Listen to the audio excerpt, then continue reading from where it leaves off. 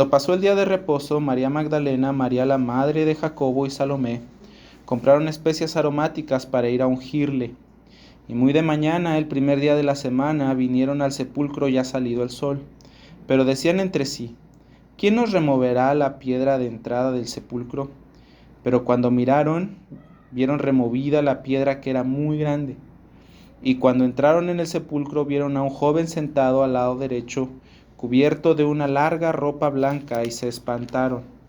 Mas él les dijo: no os asustéis, buscáis a Jesús Nazareno, el que fue crucificado.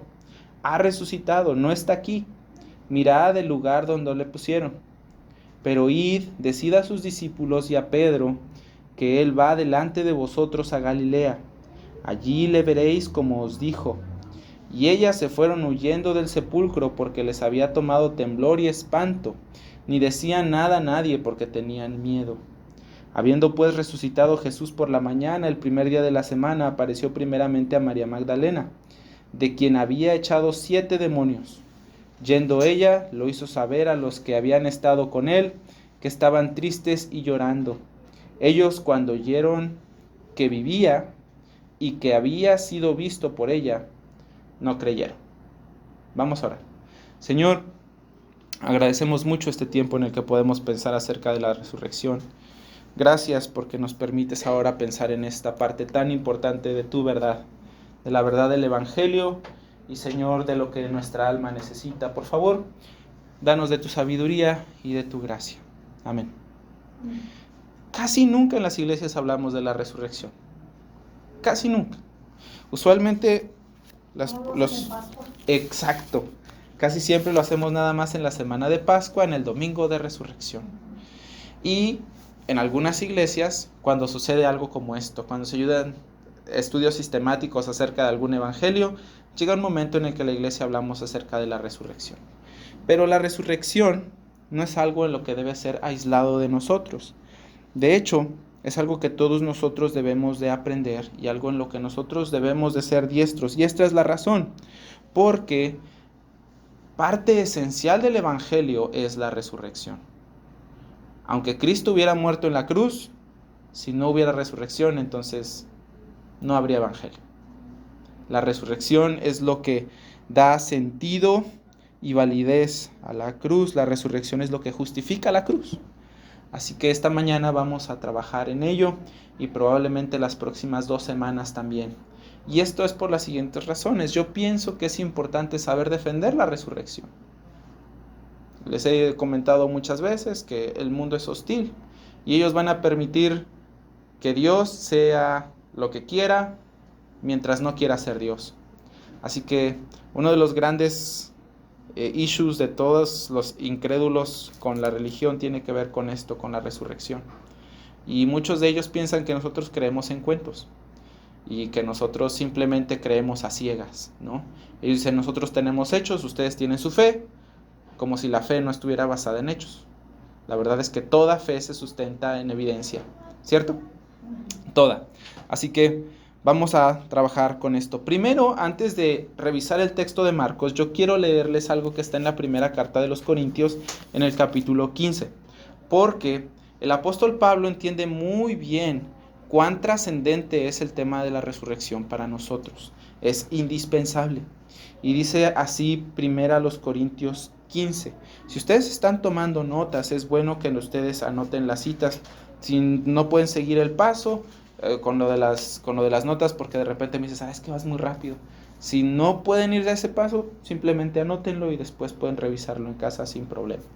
El Evangelio. Primera de Corintios 15 dice lo siguiente: además les declaro, hermanos, el evangelio que los he predicado. Escuchen, Pablo nos va a decir de qué se trata el evangelio. Dice: el cual también recibisteis, en el cual también perseveráis, por el cual asimismo, si retenéis la palabra que os he predicado, sois salvos, si no creéis en vano. Porque primeramente os he enseñado lo que asimismo recibí. Este es el evangelio: que Cristo murió por nuestros pecados conforme a las Escrituras, y que fue sepultado y resucitó al tercer día conforme a las Escrituras, y que apareció a Cefas y después a los 12. Punto. Después apareció a más de 500 hermanos a la vez, de los cuales muchos viven aún y otros ya duermen. Después apareció a Jacobo, después a todos los apóstoles y al último de todos, como un abortivo, me apareció a mí. Así que ahí está. La predicación del Evangelio está concentrada en los versículos desde el 3 hasta el 4. Eso es el Evangelio. Que Cristo no nada más vino y no nada más que murió, sino que resucitó. Si nosotros quitamos la resurrección del plano del Evangelio, entonces nosotros tenemos un Evangelio incompleto. Y como dijo el apóstol Pablo, cualquiera que les predique otro evangelio, no importa si soy yo o si es un ángel del cielo, debe de ser considerado maldito por ustedes. No podemos dejar fuera la resurrección del evangelio. No podemos. Así que esta es el evangelio completo. El versículo 12 dice un poquito más de lo que les hablaba hace un momento. Escucha lo que dice. Pero si se predica que Cristo resucitó de los muertos, ¿cómo dicen algunos de ustedes que no hay resurrección de los muertos? Porque si no hay resurrección de los muertos, tampoco Cristo resucitó. Y si Cristo no resucitó, versículo 14, vana es entonces nuestra predicación y vana es también nuestra fe. No tiene sentido, está hueca. Versículo 15, y somos hallados falsos testigos de Dios, porque hemos testificado de Dios que Él resucitó a Cristo, al cual no resucitó, si en verdad los muertos no resucitan. Porque si los muertos no resucitan, tampoco Cristo resucitó. Y si Cristo no resucitó, vuestra fe es vana y aún estáis en vuestros pecados. Entonces también los que durmieron en Cristo perecieron. Si en esta vida solamente esperamos en Cristo, entonces somos los más dignos de conmiseración, los más dignos de lástima de todos los hombres. Si Cristo no resucitó, entonces nosotros habremos creído una mentira. Y nada de lo que nosotros creemos en el cristianismo tendría sustento si Jesús no hubiese resucitado. Eso es lo que está diciendo el apóstol Pablo. La resurrección entonces es algo trascendente para nosotros. Y algo que afirma aquí el apóstol Pablo, que nos deja ver, que nos enseña, es que el evangelio no termina con la muerte y la crucifixión del Señor Jesús. Todavía hay más. Una parte esencial es la resurrección. También nos habla de algunos testigos visuales, empezando por el apóstol Pedro, que de otra manera sería Cefas. ¿Estamos bien? Cefas es el apóstol Pedro. Y después los 12. Y después dice que a 500 hermanos a la vez. Y por si alguno tiene dudas, dice de los cuales muchos todavía viven, si les quieren ir a preguntar. Y otros ya duermen. Después apareció a Jacobo, después a todos los apóstoles, y dice, y al final, a mí. Entonces él pone la resurrección como una parte esencial del evangelio y después da testigos visuales y nos dice qué es lo que pasaría si Jesús no hubiese resucitado. Nuestra fe sería vana, no tendríamos esperanza y seríamos las personas más miserables y más dignas de lástima del planeta, porque estamos creyendo una mentira y teniendo esperanza en algo que no va a pasar nunca.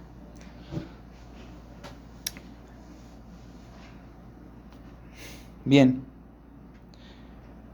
Ahora, el Evangelio de Marcos, lo que nosotros leíamos hace un momento, no se centra en cómo Jesús resucitó. ¿Se dieron cuenta de eso? No dice cómo fue que el cuerpo del Señor volvió a la vida. Él simplemente relata el qué. ¿Qué es lo que sucedió? Él simplemente da una versión muy simple, muy corta de lo que sucedió. Y eso es común en el Evangelio de Marcos. Marcos siempre es así como que muy escueto, es muy simple. Él simplemente da los hechos y avanza. Hay otros relatos, en todos los evangelios hay esos relatos, en Mateo, Marcos, Lucas y Juan también. Pero hoy nos centraremos en la narrativa de Marcos. Y quiero comenzar diciéndoles lo siguiente. La resurrección no era algo nuevo para los apóstoles. No. Desde Marcos 7:31, él dijo que iba a resucitar al tercer día. En Marcos 9:31 también. En Marcos 10:34 también. Él dijo que le matarían y resucitaría al tercer día. Incluso al inicio de su ministerio, en Juan 2:19, él dice, el Señor Jesús, destruyan este templo y en 3 días lo levantaré. El apóstol Juan hace una nota al editor ahí un poquito más adelante en el versículo 21, y Juan dice que Jesús no estaba hablando del templo físico, el edificio, sino que estaba hablando de su propio cuerpo. Así que esto no es nuevo. Incluso desde el inicio del ministerio del Señor Jesús, Él estaba hablando y mostrando que resucitaría. Ahora, Marcos hace, como les dije, una narrativa muy simple. Y Él no te dice, mira, cree en Jesús, aquí está la resurrección. Él simplemente da los hechos. Y eso es algo que me gusta de la resurrección, es sumamente simple. Sumamente simple. Tan simple que muchas personas piensan que debe ser súper complejo para que entonces nosotros tengamos una manera más sustentable de corroborar la resurrección. Y eso no es así. Yo quiero mostrarles 3 cosas que según Marcos prueban la resurrección. ¿Sale? Lo primero es la tumba vacía. Segundo, el testimonio de las mujeres.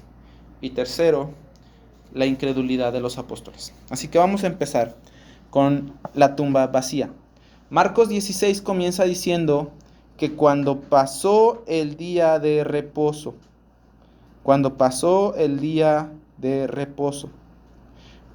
¿por qué esta nota es importante? Bueno, porque recuerden que Jesús dijo que Él resucitaría al tercer día. Él murió el viernes, sábado, domingo, ¿sí? Entonces, al tercer día sucedió esto. Cuando pasó el día de reposo, María Magdalena, María la madre de Jacobo y Salomé, dice que compraron especias aromáticas para ungirle. Y esto también es importante. ¿Por qué? Porque Jesús verdaderamente murió. Nosotros no podríamos decir que hubo una resurrección si no hubo una muerte. Jesús tuvo que haber muerto para que la resurrección fuera así, ¿no? Ahora, ¿qué evidencias tenemos de que Jesús de verdad murió? Bueno, los romanos lo vieron y comprobaron que Jesús murió. Como vimos y como el relato bíblico dice, Jesús estaba colgado en la cruz, el centurión lo vio expirar, ¿verdad? Otros relatos bíblicos dicen que fue atravesado con una lanza, ¿cierto? Otros relatos bíblicos dicen que cuando Jesús expiró, y hubo este gran terremoto, los soldados romanos quisieron romperle las rodillas. Fue lo que hicieron con los 2 ladrones que estaban al lado de Jesús para que murieran más rápido. A Jesús no le rompieron las rodillas porque evidentemente estaba muerto y lo traspasaron con una lanza para comprobarlo. Jesús de verdad murió.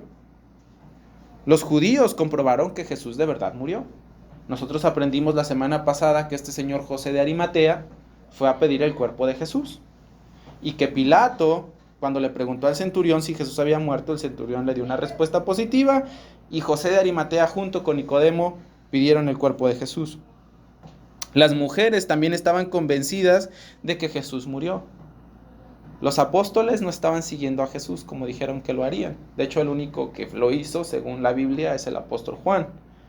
Pero las mujeres, estas Marías que están aquí, fueron las que habían seguido al Señor Jesús a lo largo de su crucifixión y las que vieron dónde lo habían puesto, ¿no?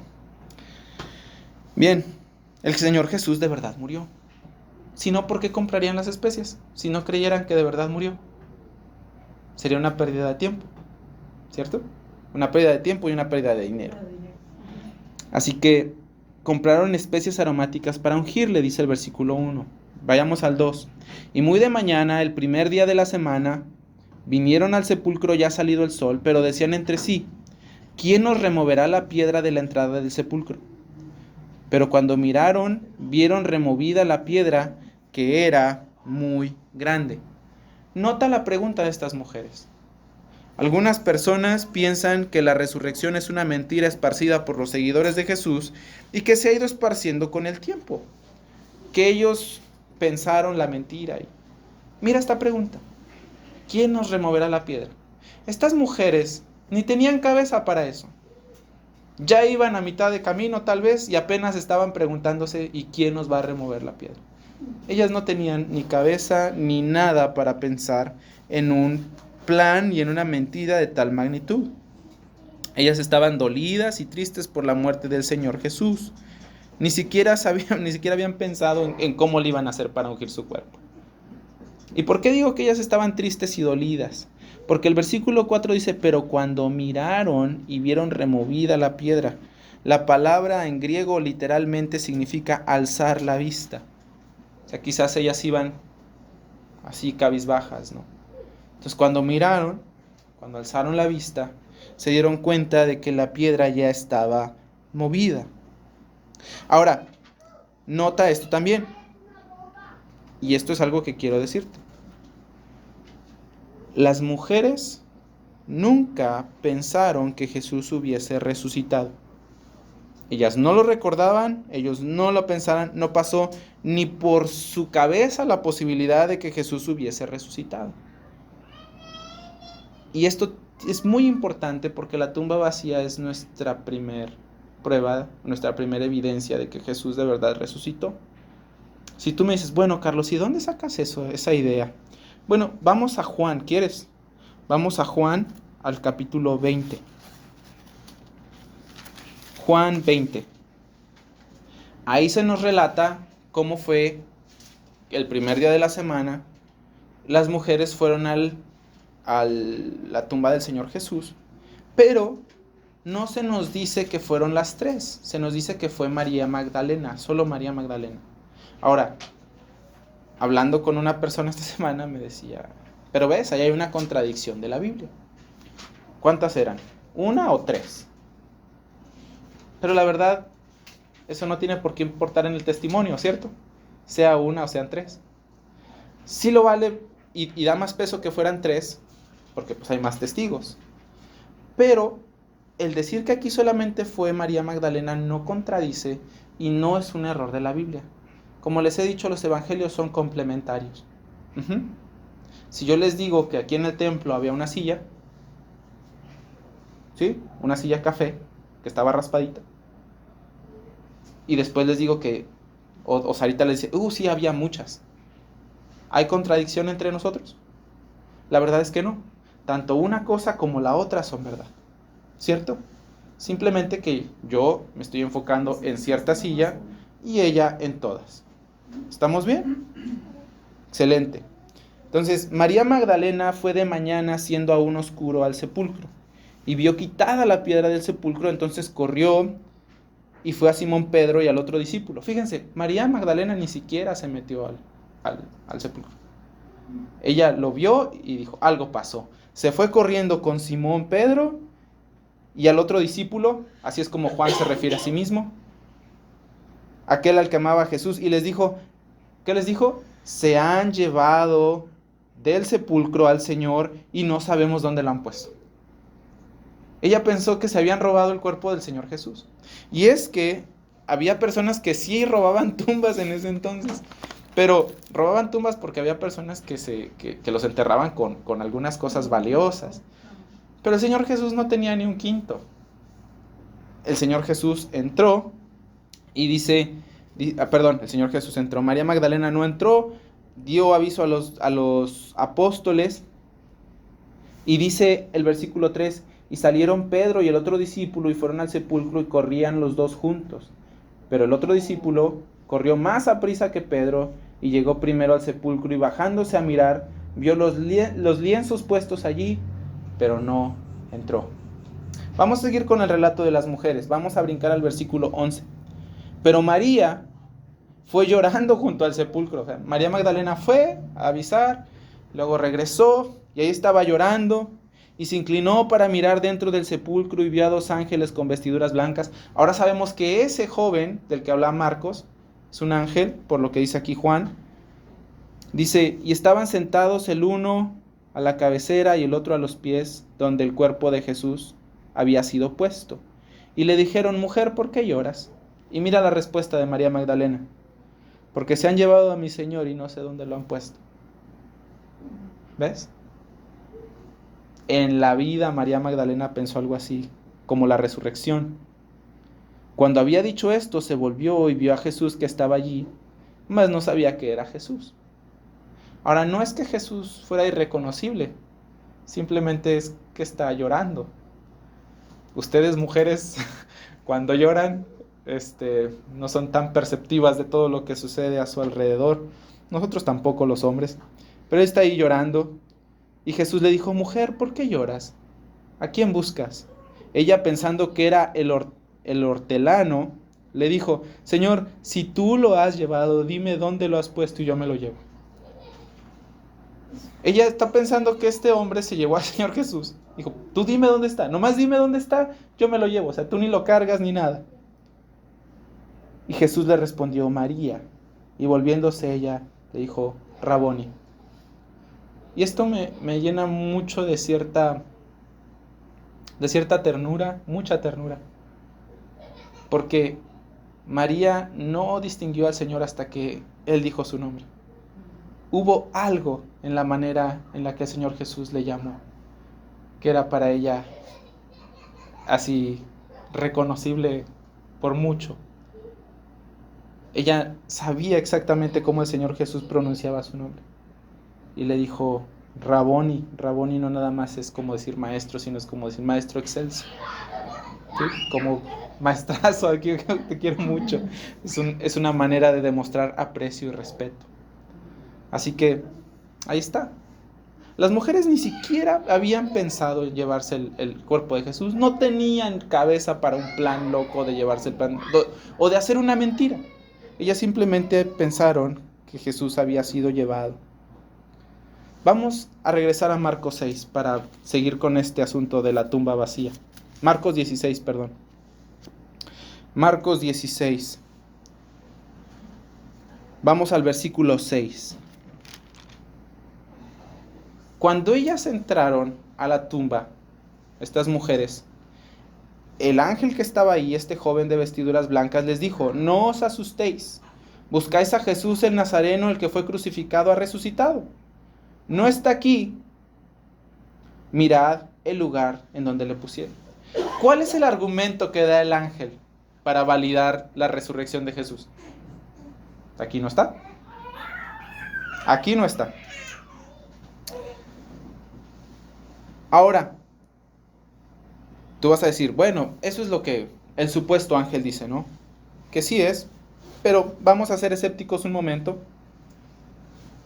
Que Jesús no estuviera ahí no significa que resucitó. ¿Estás de acuerdo? Pudo haber otra explicación. Por ejemplo, que se llevaron el cuerpo. ¿Alguien se lo llevó? La pregunta es: ¿quién? ¿Quién podría estar interesado en haberse llevado el cuerpo de Jesús? Bueno, la primera explicación ya la dieron las mujeres, se lo robaron. Los ladrones de tumbas, como les dijeran, comunes, pero en el caso del Señor Jesús como que es un poquito improbable, ¿no? ¿Quién más estaría interesado en que se supiera que Jesús resucitó? ¿Quién creen? ¿Los fariseos y los saduceos? No, de hecho ellos querían que, ellos no querían que supieran. Nosotros podríamos pensar que tal vez los discípulos podrían haber sido los más interesados en que todo este asunto de Jesús el Mesías no muriera, ¿verdad? Y que ellos pudieran hablar acerca de la resurrección y engañar a mucha gente. Pero los discípulos no tienen tanta pinta. De hecho, mira, en Marcos 16:10 dice que yendo ella, María Magdalena, lo hizo saber a los que habían estado con él. ¿Quiénes habían estado con el Señor Jesús? Los discípulos. ¿Y ellos qué estaban haciendo? ¿Estaban tristes? ¿Y qué? Y llorando. Ellos tampoco tenían idea, pero vamos a decir que fueron los discípulos, ¿no? Por un momento. ¿Sabes quién también sabía que los discípulos podrían tener cierto interés? Los fariseos y el Sanedrín sabían que los discípulos habían o tendrían cierto interés. Y es más, no nada más sabían eso, ellos habían escuchado decir a Jesús que resucitaría. Así que en Mateo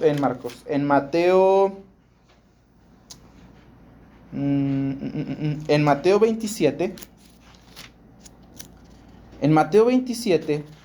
nosotros tenemos un pequeño relato de cómo Jesús fue sepultado. Escucha esto.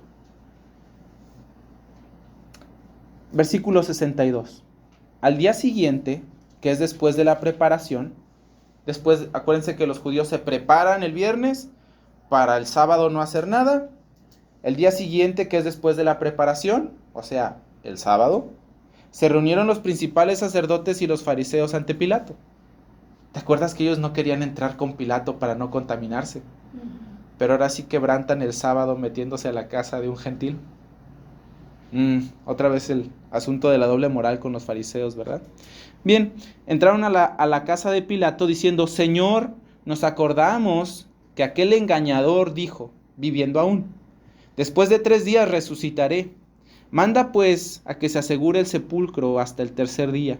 No sea que vengan sus discípulos de noche y lo hurten y digan al pueblo: resucitó entre los muertos, y será el postrer error peor que el primero. Y Pilato les dijo: ahí tenéis una guardia, id, aseguradlo como sabéis. Entonces ellos fueron y aseguraron el sepulcro, sellando la piedra y poniendo la guardia. ¿Qué es esto?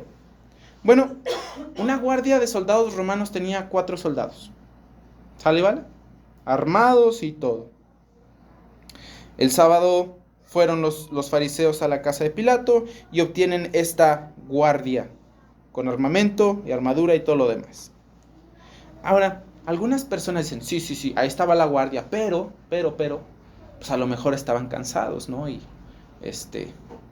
los discípulos entraron y no tiene mucho chiste porque, según la costumbre romana, eran relevados cada 4 horas. Pues cada 4 horas se hacía un cambio de guardia. Los guardias podían estar frescos, fuertes, comidos y descansados. Pero sí los culpaban de eso, ¿verdad? De que a lo mejor ellos se habían quedado dormidos, por eso ya... Ajá, es que todavía no hemos terminado el relato de Mateo. Pero dice, no te preocupes, dice, otra cosa es que dicen que ellos estarían dormidos. Pero ¿saben qué? El castigo para un soldado romano que se quedaba dormido a la hora de su guardia era morir. Algunos eran quemados vivos. Yo me imagino que el soldado romano no tenía ni ganas de echarse una pestañita. Nadie, sabiendo lo que podía pasar. Y lo último es que se selló la tumba.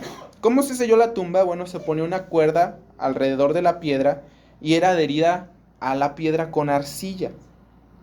Esto es muy importante, este detalle es muy importante, porque este acto se hacía en presencia de la guardia y los soldados romanos actuaban como testigos para que no se rompiera el sello.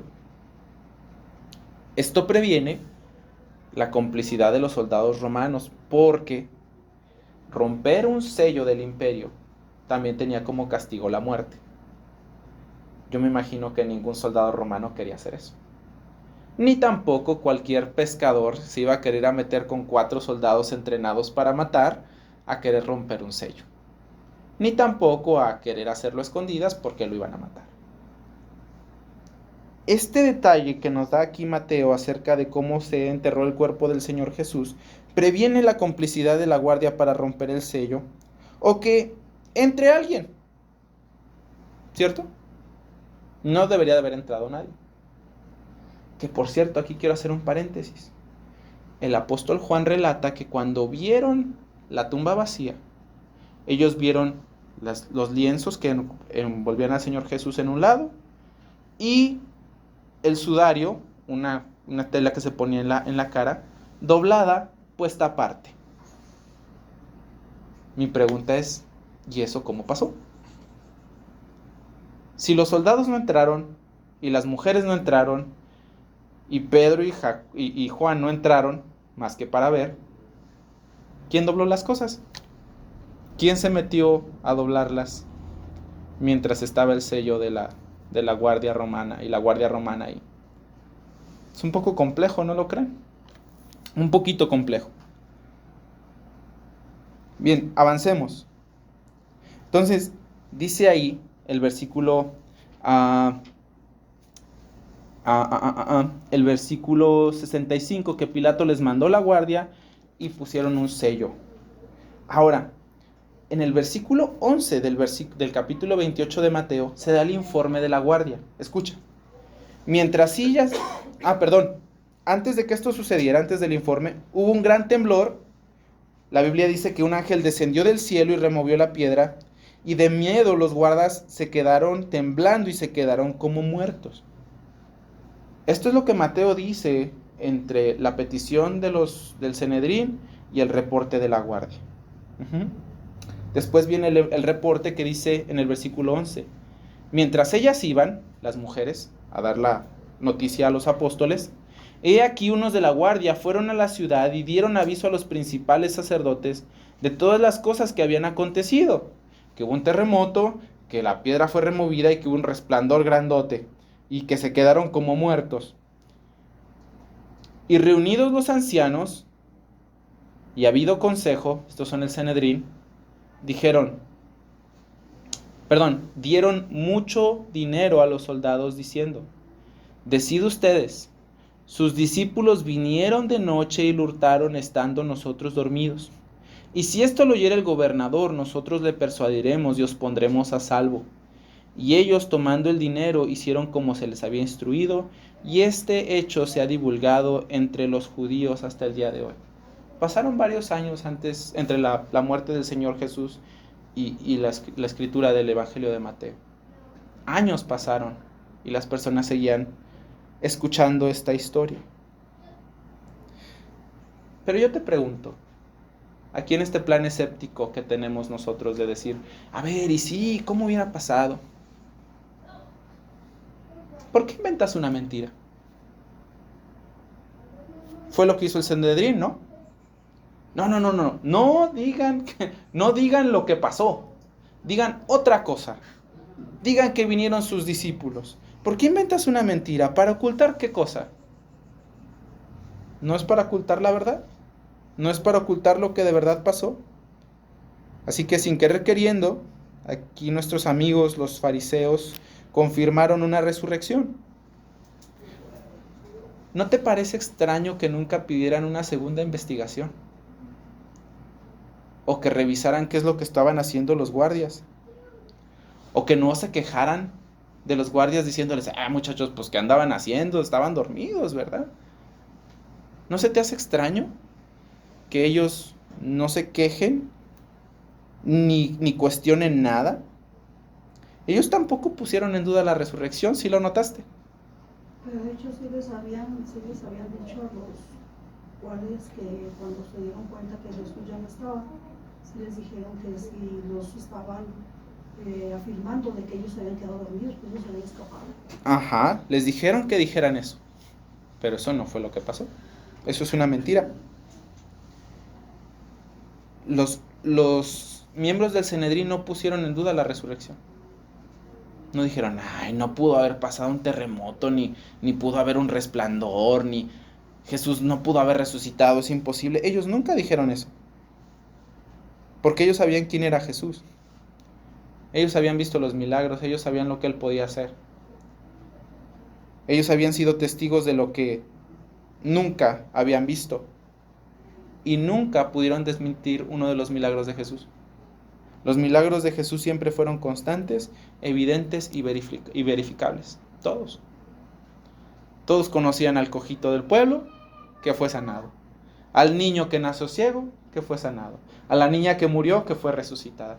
Todos habían visto eso y nadie podía negar quién era Jesús. Así que aquí hay una teoría, ¿no? De que fueron los discípulos los que se llevaron el cuerpo de Jesús, pero no tiene mucho sentido. Otras personas dicen que Jesús no murió y que salió solito. Acabo de saber eso. Investigando de esto, un señor, un científico forense dijo, no, Jesús no murió. Era muy improbable que sobreviviera, pero de algún modo alcanzó a sobrevivir. Dice que entró en un coma, que se desvaneció y que pues a lo mejor salió solo. Pregunto yo, ¿crucificado? ¿Colgado por quién sabe cuántas horas? ¿Golpeado brutalmente? ¿Lacerado con estos hilos de cuero con metal y hueso que rompían la piel? ¿Sin dormir por quién sabe cuánto? ¿Atravesado con una lanza? tan obviamente muerto que los soldados romanos, que eran unas bestias y unos profesionales para matar, ni siquiera quisieron romperle las rodillas porque sabían que estaba muerto. Los judíos ni siquiera pensaron en una excusa tan torpe como esa. Simplemente no pudo ser. Ahora, ¿cómo lo explicamos? ¿Que se sintió mejor después de unos días, después de todo lo que le pasó? Y que sin que los romanos se dieron cuenta, movió la piedra y salió. Una persona tan lastimada, moviendo una piedra tan grande, y que salió sin que los guardias lo notaran. Está muy raro. Mi pregunta es, si no se lo llevaron los discípulos, si no lo inventaron las mujeres, si Jesús sí murió, pero Jesús no está, ¿cuál puede ser una deducción creíble y lógica? Si Él siempre cumplió todo lo que dijo y no falló a ninguna de las cosas que Él habló, ¿cuál podría ser una deducción lógica? Los fariseos entendían eso, el Sanedrín entendía eso. Por eso mandaron la guardia, por eso inventaron la mentira, porque ellos sabían lo que Jesús era capaz de hacer. Por tanto, yo creo que la tumba vacía es muy importante. Algunas personas van a decir, ay, ¿y cuál tumba era la de Jesús? Bueno, no importa, Jesús no está en ninguna. ¿Cuál diría? No importa si tú vayas a revisar 20, Jesús no está en ninguna tumba. Si Jesús no resucitó, entonces, ¿qué sucedió? ¿Se lo llevaron sus discípulos? ¿Fue un invento de las mujeres? ¿De los discípulos? Los discípulos también ahorita, como lo vamos a ver, ni siquiera creían en la resurrección. ¿Qué pasó con el cuerpo de Jesús? Y esto nos lleva a nuestra segunda prueba, el testimonio de las mujeres. Las mujeres, como vimos, son las primeras testigos de la resurrección. Son quienes reciben el mensaje del ángel, y María Magdalena es la primera en ver al Señor y la primera en dar noticia de su resurrección. Ellas se fueron al sepulcro con temor y espanto, lo cual es súper comprensible. Ahora, ¿por qué ellas tenían que ser las testigos? Yo creo que es bastante simple. Primero, porque ellas vieron todo. Desde que Jesús fue llevado y crucificado hasta dónde lo habían puesto. Algunas personas piensan y dicen que las mujeres se equivocaron de tumba. Está bien fácil. Yo pienso, si tú viste dónde lo pusieron, pues ¿cómo te vas a equivocar? Pero número 2, si se equivocaron de tumba, es súper fácil. Saca el cuerpo de Jesús de la otra y ahí está la mentira, ¿no? Muy fácil. ¿Fueron a la tumba equivocada? ¿También los soldados estaban en la tumba equivocada? ¿También se selló la tumba equivocada? Jesús nunca estuvo en la tumba, dicen algunos. Entonces la historia de José de Arimatea, que se lo llevó a la tumba, debió de haber sido algo que molestara bastante al señor José. Porque como miembro del Sanedrín, pues él se vería afectado de una mentira. ¿No crees? El testimonio de una mujer, hermanos, era algo que no era tan aceptable en la vida del Imperio Romano. Era equiparable al testimonio de un criminal o al testimonio de un esclavo. Y yo pienso que el testimonio de las mujeres es muy valioso precisamente por esa razón. Porque si tú quisieras dar a entender, si tú quisieras que las personas que creyeran en ese entonces que Jesús de verdad resucitó, tú no pondrías a una mujer a decirlo. Tal vez podrías a un hombre importante, pero no a una mujer. Y es que esto es lo maravilloso de la verdad de la resurrección. Es tan simple que no necesita ni testigos falsos, ni hechos inventados. Pasó como pasó. Las mujeres fueron, no lo encontraron. ¿Dónde está? El ángel les dijo que resucitó. Hay evidencia suficiente para creerlo. Así que yo creo que también esta es una oportunidad para que ustedes, hermanas, especialmente ustedes, vean lo que Dios ha hecho con ustedes. En un mundo donde a las mujeres las consideraban de igual o menor valor que un animal de carga, o igual que un criminal o un esclavo, Dios les concedió el privilegio de ser las primeras testigos de su resurrección y ser las primeras en compartir la noticia de que Él ha resucitado. Y lo último, esto nos da pie a nuestro tercer cachito, que es la incredulidad de los discípulos.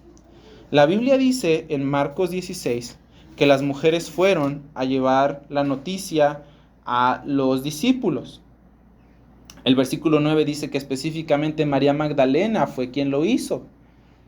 Ella, dice el versículo 10, hizo saber a los que habían estado con él que estaban tristes y llorando. Por eso creo que los discípulos no tuvieron chance de pensar en robarse el cuerpo de Jesús.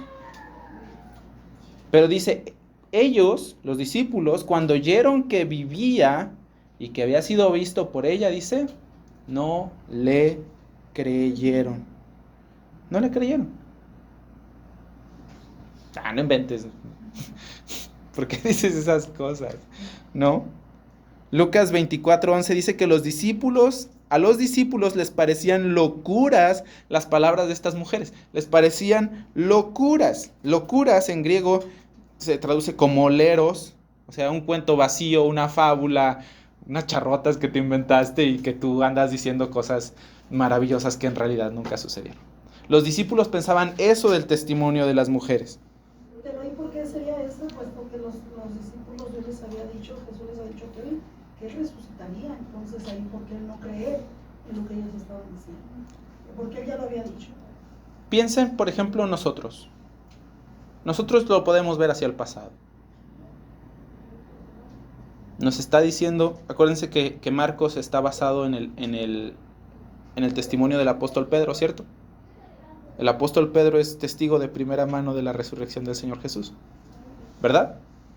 Y aunque ha habido dos mujeres, el apóstol Pedro y el apóstol Juan, en lo que llevamos hasta ahorita, como testigos de la resurrección del Señor Jesús, todavía hay mucha gente que no lo cree.